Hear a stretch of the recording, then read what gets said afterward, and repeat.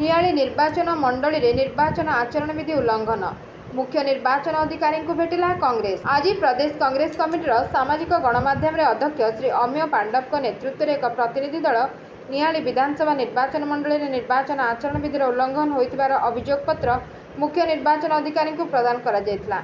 कांग्रेस पक्षर अभियोग करा जायछि जे मिशन शक्ति रे कार्यरत महिला अधिकारी खोलाखोली भाव में विजु जनता दल सपक्ष में प्रचार करुछंती।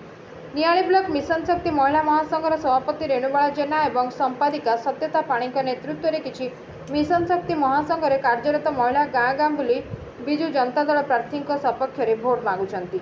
सेमाने प्रति गाँव में महिला स्वयं सहायिका गोष्ठी को भेटी सेमानंकु प्रलोभन देखाउछंती। एपरिक शंख चिन्ह भोट देवाक बाध्य करुछंती।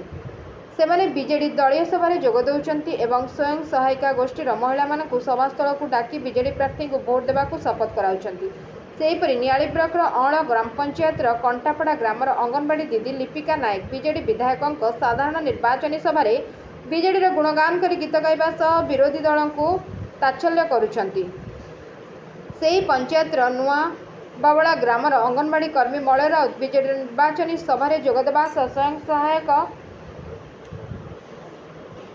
गोष्ठीर सभ्य मानू बीजेडी दलीय सभा जोगदेवाई प्रवर्ताउछंती। शंख चिन्ह भोट देवाई विभिन्न प्रलोभन देखाउछंती।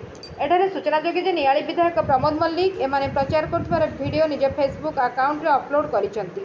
Bureau report 51 news agency.